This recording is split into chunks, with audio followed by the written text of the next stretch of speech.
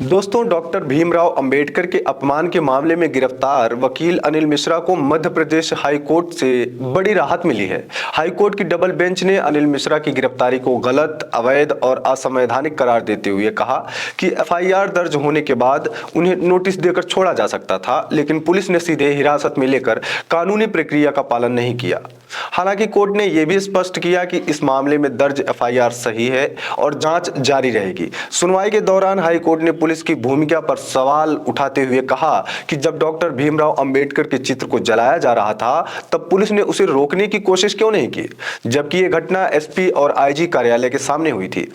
अनिल मिश्रा की ओर से दलील दी गई कि पहले गिरफ्तारी की गई और बाद में एफआईआर दर्ज हुई, परिवार को सूचना भी नहीं दी गई, जबकि SC/ST एक्ट में नोटिस देकर छोड़ने का प्रावधान है, जिसका पालन नहीं किया गया। 3 दिन तक चली सुनवाई में याचिका की मेंटेनेबिलिटी समेत हर तथ्य और हर ग्राउंड पर विस्तार से बहस हुई, जिसके बाद हाई कोर्ट ने फैसला सुनाते हुए अनिल मिश्रा को 1 लाख जुर्माने पर जमानत दे दी। डॉक्टर भीमराव अंबेडकर के अपमान के मामले में गिरफ्तार किए गए वकील अनिल मिश्रा को मध्य प्रदेश हाई कोर्ट से बड़ी राहत मिली है। इस मामले पर हाई कोर्ट की डबल बेंच ने एक अहम और दूरगामी असर वाला फैसला सुनाया। अदालत ने साफ शब्दों में कहा कि अनिल मिश्रा की गिरफ्तारी गलत और असंवैधानिक थी। कोर्ट के मुताबिक पुलिस ने गिरफ्तारी से पहले जिस कानूनी प्रक्रिया का पालन किया जाना चाहिए था, उसे पूरी तरह से नजरअंदाज किया गया। हाई कोर्ट ने कहा कि एफआईआर दर्ज होने के बाद पुलिस के पास यह विकल्प मौजूद था कि वो आरोपी को नोटिस देकर जांच में शामिल होने के लिए कहती, लेकिन इसके बजाय पुलिस ने सीधे हिरासत में लेकर गिरफ्तारी कर ली, जो कानून के प्रावधानों के खिलाफ है। अदालत ने यह भी स्पष्ट किया कि गिरफ्तारी की प्रक्रिया गलत हो सकती है, लेकिन एफआईआर अपने आप में गलत नहीं है। यानी मामले की जांच जारी रहेगी और कानून के तहत आगे की कार्रवाई की जा सकती है। सुनवाई के दौरान हाई कोर्ट ने पुलिस की भूमिका पर गंभीर सवाल खड़े किए। अदालत ने पूछा कि जब डॉक्टर भीमराव अंबेडकर के चित्र को जलाया जा रहा था, उस समय पुलिस ने उसे रोकने की कोशिश क्यों नहीं की। खास बात यह है कि यह पूरी घटना एसपी और आईजी कार्यालय के ठीक सामने हुई। ऐसे में कोर्ट ने यह जानना चाहा कि पुलिस की मौजूदगी के बावजूद यह घटना कैसे घटित हुई और तत्काल हस्तक्षेप क्यों नहीं किया गया। कोर्ट ने यह भी पूछा कि अगर घटनास्थल इतना संवेदनशील और प्रशासनिक रूप से सुरक्षित माना जाता है, तो वहां कानून व्यवस्था बनाए रखने में चूक कैसे हो गई। अदालत के इन सवालों ने पूरे मामले में पुलिस की निष्क्रियता और चयनात्मक कार्रवाई पर संदेह पैदा किया है।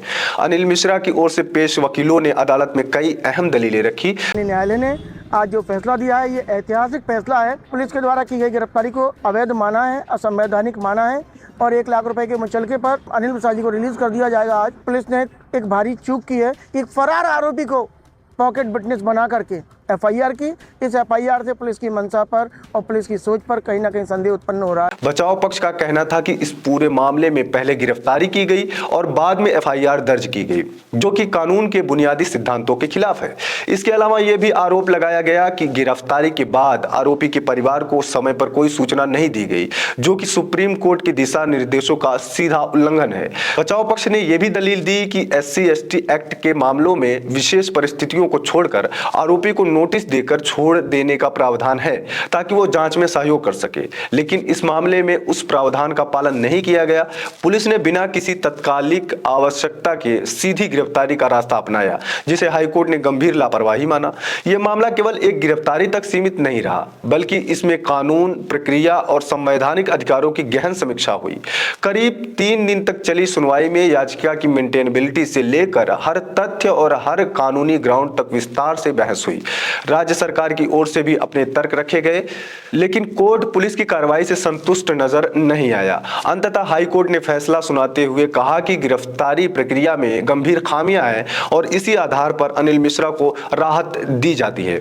अदालत ने उन्हें 1 लाख के जुर्माने और शर्तों के साथ जमानत दे दी। हालांकि कोर्ट ने यह साफ कर दिया कि यह राहत गिरफ्तारी के तरीकों को लेकर है, न कि आरोपों की वैधता को लेकर। एफआईआर बरकरार रहेगी और जांच अपने नियत कानूनी रास्ते रास्ते से आगे बढ़ेगी। इस फैसले के बाद कई अहम सवाल खड़े होते हैं।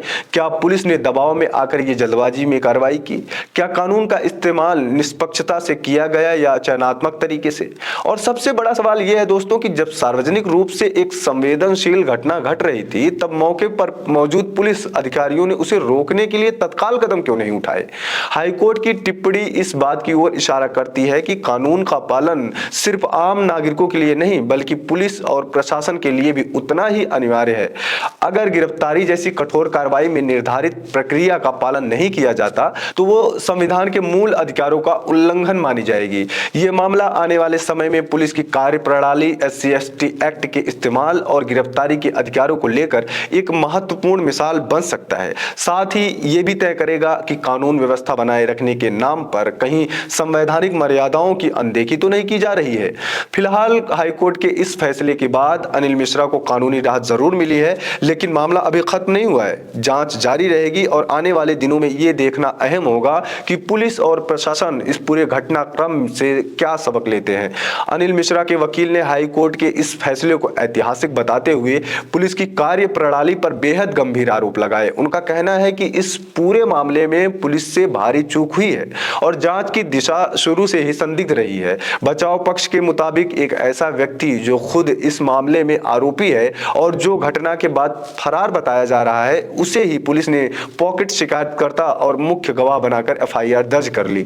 वकीलों का कहना है कि जब एक आरोपी को ही शिकायतकर्ता और गवाह बनाया जाए तो इससे पुलिस की मंशा पर सवाल उठना स्वाभाविक है। यही वजह है कि हाईकोर्ट ने न सिर्फ गिरफ्तारी की प्रक्रिया पर सवाल उठाए बल्कि पूरे घटनाक्रम में पुलिस की भूमिका को भी कटघरे में खड़ा किया। ये पूरा विवाद उस समय शुरू हुआ जब मध्य प्रदेश हाई कोर्ट परिसर में डॉक्टर भीमराव अंबेडकर की प्रतिमा लगाने को लेकर दो पक्ष आमने सामने आ गए। एक पक्ष प्रतिमा स्थापना के समर्थन में था जबकि दूसरा पक्ष इसका विरोध कर रहा था। शुरुआत में यह विवाद केवल विचारों और मांगों तक सीमित था, लेकिन धीरे धीरे यह मामला बढ़ता चला गया। प्रतिमा के समर्थन में वकीलों और दलित संगठनों के सड़कों पर उतरने के बाद हालात और ज्यादा तनावपूर्ण हो गए। प्रदर्शन तेज हुए, नारेबाजी शुरू हुई और प्रशासन पर दबाव बढ़ने लगा। इसी दौरान दोनों पक्षों के बीच बयानबाजी और गाली गलौज का दौर शुरू हो गया। आरोप प्रत्यारोप इतने बढ़ गए कि स्थिति नियंत्रण से बाहर होती चली गई। बताया जा रहा है कि इसके बाद कुछ जगहों पर हालात इतने बिगड़ गए कि पुलिस को हस्तक्षेप करना पड़ा। लेकिन सवाल यही उठता है कि क्या पुलिस ने समय रहते हालात संभालने की कोशिश की, फिर हालात बिगड़ने के बाद सिर्फ कार्रवाई दिखाने के लिए कदम उठाए गए। विवाद बढ़ने के साथ साथ सोशल मीडिया पर भी भड़काऊ बयान सामने आने लगे। कई वीडियो, पोस्ट और संदेश वायरल हुए जिनमें तीखी भाषा और उकसावे वाले शब्दों का इस्तेमाल किया गया। हालात को देखते हुए प्रशासन को सोशल मीडिया पर पाबंदियां लगानी पड़ी ताकि तनाव और न बढ़ सके। इसके बावजूद ये विवाद थमता हुआ नहीं दिखा। इसी बीच डॉक्टर भीमराव अंबेडकर के चित्र को जलाने की घटना सामने आई जिसने पूरे मामले को और ज्यादा संवेदनशील बना दिया। ये घटना उस जगह पर हुई जो प्रशासनिक दृष्टि से बेहद महत्वपूर्ण मानी जाती है। हाई कोर्ट की सुनवाई के दौरान इसी बिंदु पर जजों ने तीखा सवाल किया कि जब ये घटना SP और IG कार्यालय के सामने हुई तब पुलिस ने उसे रोकने की कोशिश क्यों नहीं की। अदालत ने यह भी जानना चाहा कि अगर पुलिस मौके पर मौजूद थी या पास में थी तो तत्काल कार्रवाई क्यों नहीं की गई। कोर्ट की यह टिप्पणी सीधे सीधे पुलिस की निष्क्रियता और लापरवाही की ओर इशारा करती है। अनिल मिश्रा के वकील ने यह भी कहा कि पूरे मामले में कानून का पालन चुनिंदा तरीके से किया गया। गिरफ्तारी से पहले नोटिस देने का प्रावधान था लेकिन उसे नजरअंदाज कर दिया गया। परिवार को सूचना नहीं दी गई और यह सब ऐसे समय में हुआ जब मामला पहले से ही सामाजिक रूप से बेहद संवेदनशील था। 3 दिन तक चली सुनवाई में हाई कोर्ट ने हर पहलू पर विस्तार से विचार किया। याचिका की मेंटेनेबिलिटी, गिरफ्तारी की वैधता, FIR की प्रक्रिया, पुलिस की भूमिका और प्रशासन की जिम्मेदारी, हर मुद्दे पर गहन बहस हुई। उसके बाद हाई कोर्ट ने साफ शब्दों में कहा कि गिरफ्तारी प्रक्रिया असंवैधानिक थी और इसी आधार पर अनिल मिश्रा को राहत दी गई। हालांकि कोर्ट ने भी ये स्पष्ट कर दिया कि FIR सही है और जांच जारी रहेगी। यानी ये फैसला किसी को क्लीन चिट नहीं देता बल्कि ये बताता बताता है कि कानून का पालन हर हाल में जरूरी है, चाहे आरोपी कोई भी हो। इस फैसले के बाद अब पुलिस और प्रशासन की भूमिका पर भी लापरवाही के आरोप लगने लगे हैं। सवाल उठ रहे हैं कि क्या कार्रवाई दबाव में की गई, क्या किसी को बचाने और किसी को फंसाने की कोशिश हुई, और क्या कानून का इस्तेमाल संतुलित तरीके से किया गया। कानूनी जानकारों का मानना है कि इस फैसले के बाद बाकी आरोपियों को भी राहत मिलने की उम्मीद बढ़ गई। अगर गिरफ्तारी की प्रक्रिया में खामियां पाई गई हैं तो अन्य आरोपियों के मामले में भी कोर्ट इसी आधार पर विचार कर सकता है।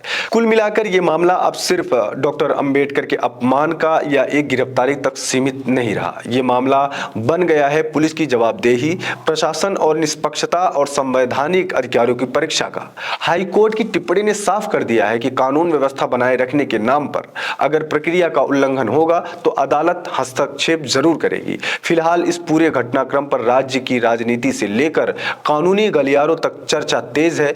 आने वाले दिनों में यह देखना अहम होगा कि जांच किस दिशा में आगे बढ़ती है और क्या पुलिस अपनी भूमिका को लेकर जवाबदेह ठहराई जाती है या नहीं। फिलहाल इस वीडियो में इतना ही दोस्तों। बहुत बहुत धन्यवाद, बहुत बहुत शुक्रिया, बहुत बहुत धन्यवाद।